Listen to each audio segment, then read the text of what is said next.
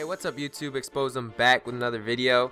And in this video I'm going to be covering what I think is the best player build for a point guard going into NBA 2K19, strictly based off of stats, attributes, badges, because we don't really know how the game plays quite yet. So let's get right into it. Actually, before I go any further, this is more for like a 3v3 pro-am build. If you want a 2v2 build, I'd probably recommend going to the shot maker, so you could have a more mid-range driving oriented game and then still shoot the three. So yeah, this is more targeted. You could definitely still use this build in twos and whatever. It's not like a bad twos build. I'm just saying if you're just gonna be like strictly playing twos, maybe go with the shot maker. But let's get into the build that I made and I'm probably gonna use throughout the year in NBA 2K19. Okay, so let's get into the build itself. So just like from last year, the most dominant build by far last year was the play sharp. The correct term is, I guess, sharpshooting playmaker, but I always just call it play sharp. So you want to have playmaking primary, and then you want to have sharpshooting secondary. Now this build last year was crazy, and I believe it'll be the best build again this year. Now make sure you guys listen though, this is important. When you make your play sharp, you want to make him a shooting guard. You do not want to make him a point guard. There's no point in making a point guard this year.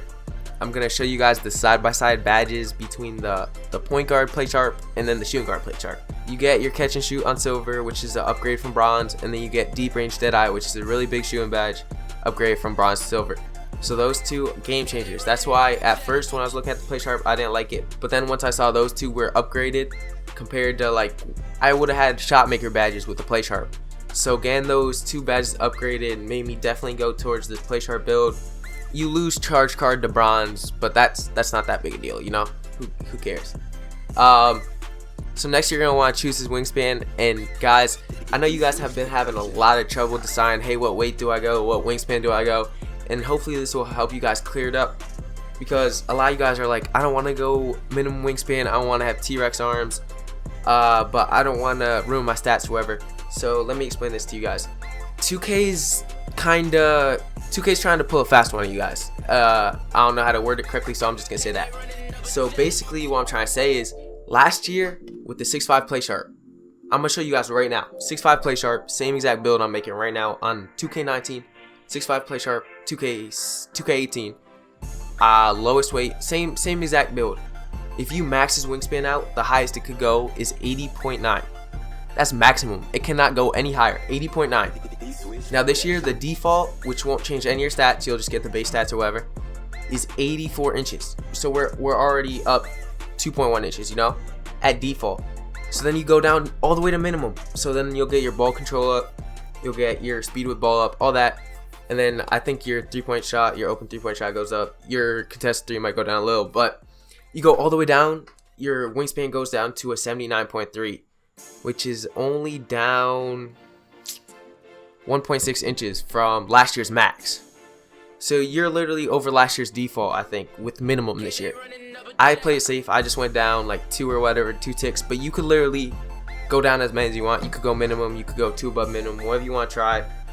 You could experiment with it, but I would definitely stay away from going over default. Do not touch. I didn't even show the stats over default, because there's literally no point in go over max wingspan for that.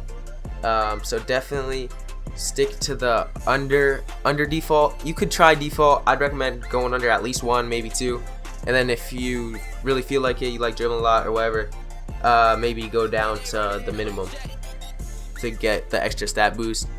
And yeah, so that's that. Next you're gonna want to go to weight. I just made my guy lowest weight. I always make him lowest weight so he's faster.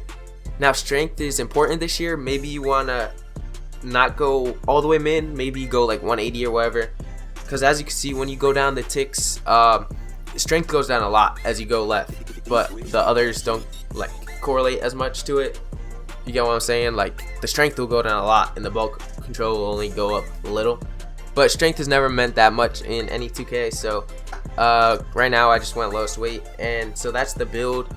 Just make sure you make him a shooting guard, playmaking primary, sharpshooting secondary, and then you do anything under default wingspan. I'd recommend 2 ticks to the left, and then you're gonna want to go with the lowest weight just so you can move faster.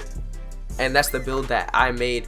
Now I showed you guys the side-by-side comparisons of NBA 2K18 to the NBA 2K19 wingspan, and then the badges from the point guard to the shooting guard. So just make sure when you're doing any build point guard wise. I'm not sure if Play Sharper is the only thing where the shooting guard and the point guard badges like kind of upgrade a little bit, so you're gonna make sure you want to check those out, and you're gonna want to be careful of your wingspan.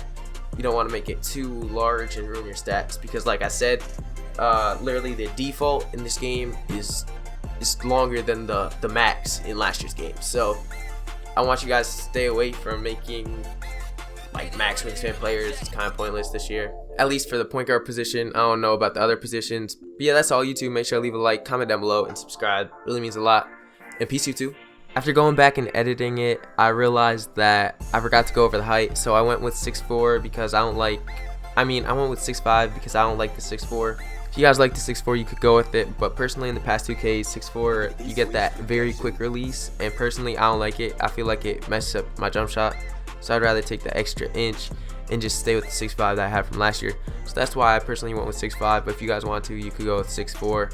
Isn't that big a deal. Both could speed boost, so don't worry about that. So whatever you want to do, you could experiment with it, but I'd go with either 6'4" or 6'5" with this build. But yeah, that's all. Make sure to leave a like, guys, and thank you. Peace. 22 hoes on me, 22 clothes on me, 22 goals on me, 22 bros on me.